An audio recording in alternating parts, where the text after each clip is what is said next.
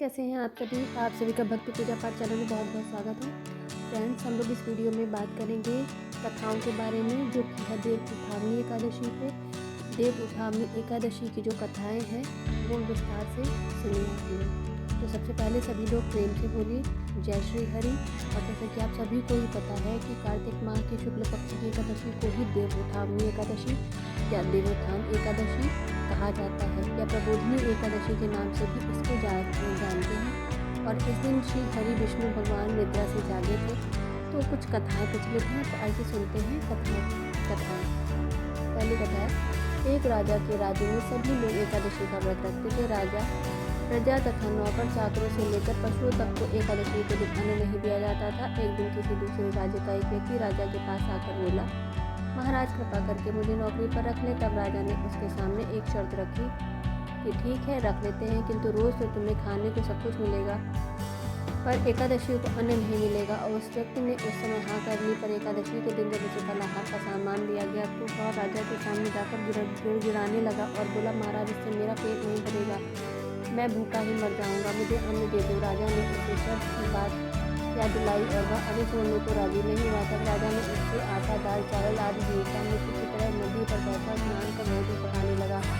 जब भोजन बन गया तो वह भगवान को बुलाने आया। आओ भगवान, भोजन तैयार है। उसके बुलाने पर पीताम्बर धारण किए भगवान के दिव्य रूप में आ पहुँचे तथा प्रेम से उसके साथ भोजन करने लगे। भोजन आदि करके भगवान अंतर्ध्यान हो गए तथा वह अपने काम पर चला गया। 15 दिन बाद अगली एकादशी को वह राजा से कहने लगा कि महाराज मुझे दिन में सामान दीजिए, उस दिन तो मैं भूखा ही रह गया। राजा ने कारण पूछा तो उसने बताया कि हमारे साथ भगवान भी खाते हैं, इसलिए हम दोनों के लिए ये सामान पूरा नहीं होता। यह सुनकर राजा को बड़ा आश्चर्य हुआ।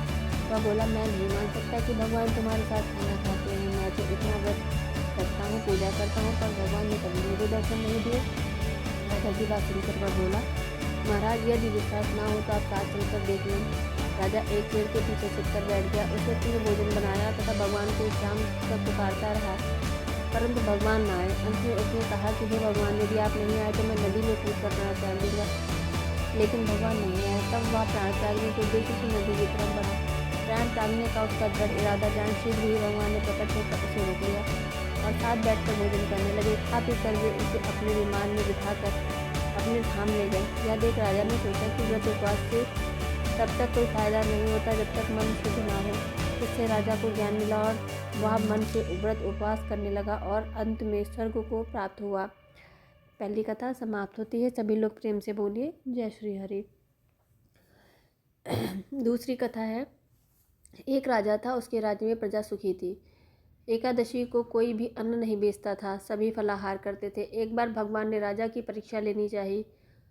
भगवान ने एक सुंदरी का रूप धारण किया और तथा सड़क पर बैठ गए। तभी राजा उधर से निकला और सुंदरी को देख चकित रह गया। उसने पूछा, हे सुंदरी, तुम कौन हो और इस तरह यहाँ क्यों बैठी हो?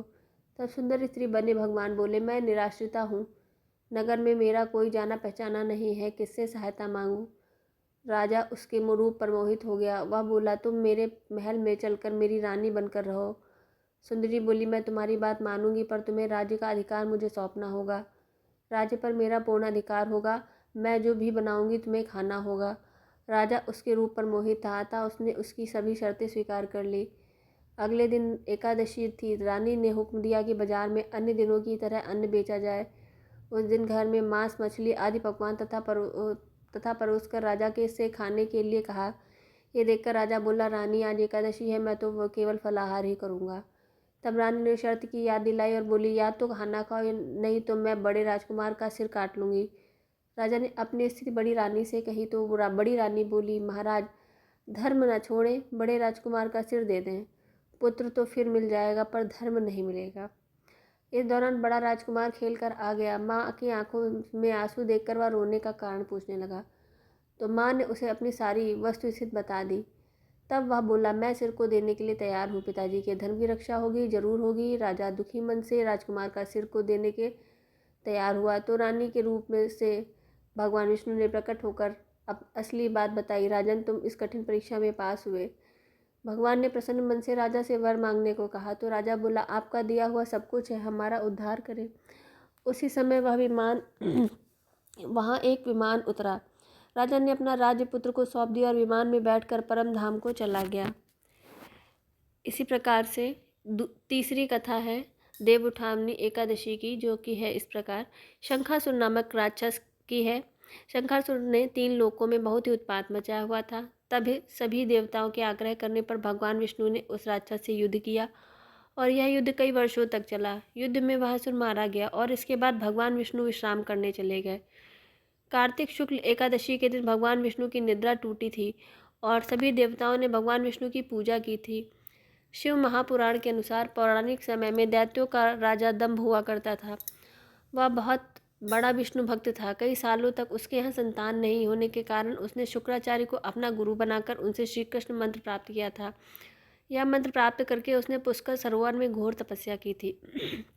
भगवान विष्णु उसकी तपस्या से प्रसन्न हुए और उसे संतान प्राप्ति का वर दे दिया। भगवान विष्णु ने के वरदान से राजा दंभ के यहाँ एक पुत्र ने जन्म लिया। इस पुत्र का नाम शंखचूड़ रखा गया। बड़ा होकर शंखचूड़ ने ब्रह्मा जी को प्रसन्न करने के लिए पुष्कर में घोर तपस्या की। उसकी तपस्या से प्रसन्न होकर ब्रह्मा जी ने उसे वरदान मांगने को कहा।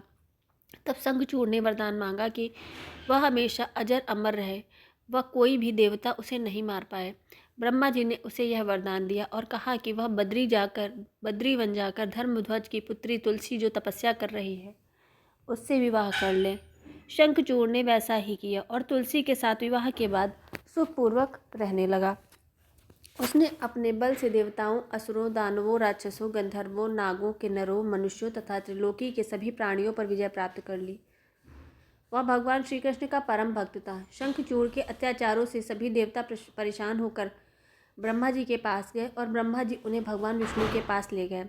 भगवान विष्णु ने कहा कि शंखचूड़ की मृत्यु भगवान शिव के त्रिशूल से होगी, अतः आप उनके पास जाएं। भगवान शिव ने चित्ररथ नामक गढ़ को अपना दूत बनाकर शंखचूड़ के पास भेजा। चित्ररथ ने शंखचूड़ को समझाया कि वह देवताओं को उनका राज्य लौटा दे, परंतु शंखचूड़ ने मना कर दिया और कहा कि वह महेश्वर से युद्ध करना चाहता है। भगवान शिव को जब यह बात पता चली तो वे युद्ध के लिए अपनी सेना लेकर निकल पड़े। इस तरह देवता और दानवों में घमासान युद्ध हुआ, परंतु ब्रह्मा जी के वरदान के कारण शंखचूड़ को देवता हरा नहीं पाए। भगवान शिव ने शंखचूड़ का वध करने के लिए जैसे ही अपना त्रिशूल उठाया, तभी आकाशवाणी हुई कि जब तक शंखचूड़ के हाथ में श्री हरि का कवच है और इसकी पत्नी का सतीत्व अखंडित है, तब तक इसका वध असंभव है। आकाशवाणी सुनकर भगवान विष्णु वृद्ध ब्राह्मण का रूप धारण करके शंखचूड़ के पास गए और उससे श्री हरि कवच दान में मांग लिया। शंखचूड़ ने वह कवच बिना किसी संकोच के दान कर दिया। इसके बाद भगवान विष्णु शंखचूड़ का रूप बनाकर तुलसी के पास गए। शंखचूड़ रूपी भगवान विष्णु ने तुलसी के महल के द्वार पर जाकर अपनी विजय होने की सूचना दी। यह सुनकर तुलसी बहुत ही प्रसन्न हुई और पति रूप में आए भगवान का पूजन किया व रमण किया। ऐसा करते ही तुलसी का सतीत्व खंडित हो गया और भगवान शिव ने युद्ध में अपने त्रिशूल से शंखचूड़ का वध कर दिया। तब तुलसी को पता चला कि वे उनके पति नहीं हैं, बल्कि वे तो भगवान विष्णु हैं। क्रोध में आकर तुलसी ने कहा कि आपने छलपूर्वक मेरा धर्म भ्रष्ट किया है और मेरे पति को मार डाला, अतः मैं आपको श्राप देती हूँ कि आप पाषाण होकर धरती पर रहें। तब भगवान विष्णु ने कहा, देवी, तुम मेरे लिए भारतवर्ष में रहकर बहुत दिनों तक तपस्या कर चुकी हो। तुम्हारा यह शरीर नदी रूप में बदलकर गंडकी नामक नदी के रूप में प्रसिद्ध होगा।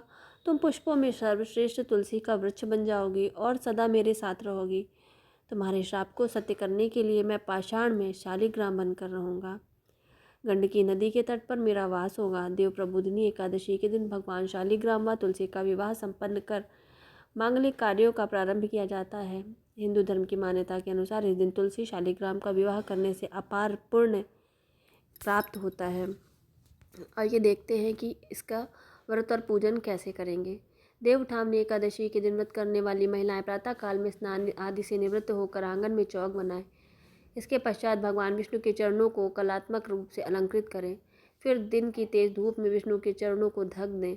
देव उठावनी एकादशी को रात्रि के समय सुभाषित स्रोत पाठ, भगवत कथा तथा पौराणिक का श्रवण करें और भजन का गायन करें। घंटा, शंख, मृदंग, नगाड़े और वीणा बजाएं। विविध प्रकार के खेलकूद, लीला और नाच आदि के साथ इस मंत्र का उच्चारण करते हुए भगवान को जगाएं। उत्थिष्ठ गोविंद त्यज निद्रा जज्ञपते त्वयि सुप्ते जगन्नाथ जगत सप्तम भवेदिदम उत्थिष्ठ चेष्टे सर्वमुष्टि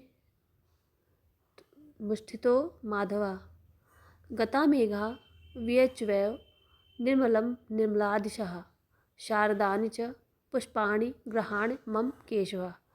इसके बाद विधिवत पूजा करें। कैसे व्रत पूजन करना है, आइए ये भी जान लेते हैं। पूजन के लिए भगवान का मंदिर अथवा सिंहासन को विभिन्न प्रकार के लता पत्र, फल, पुष्प और बंधनवार से सजाएं। आंगन में देवोत्थान का चित्र बनाएं। तत्पश्चात फल, पकवान, सिंघाड़े, गन्ने आदि चढ़ाकर डलिया से ढक दें तथा दीपक जलाएं। विष्णु पूजा या पंचदेव पूजा विधान अथवा राम अर्चन, चंद्रिका आदि के अनुसार श्रद्धापूर्वक पूजन करें तथा दीपक, कपूर आदि से आरती करें। इसके पश्चात भगवान से पुष्पांजलि को हाथ में लेकर प्रार्थना करें कि हे भगवान, आप मेरे इस व्रत को पूर्ण करें। साथ ही प्रहलाद, नारद, पाराशर, पुंडरीक, व्यास, अम्बरीश, शुक, शौनक और भीष्मादि भक्तों का स्मरण करें। चरणामृत, पंचामृत व प्रसाद वितरित करें। तत्पश्चात एक रथ में भगवान को विराजमान कर स्वयं उसे खींचें तथा नगर, ग्राम तथा गलियों में भ्रमण कराएं।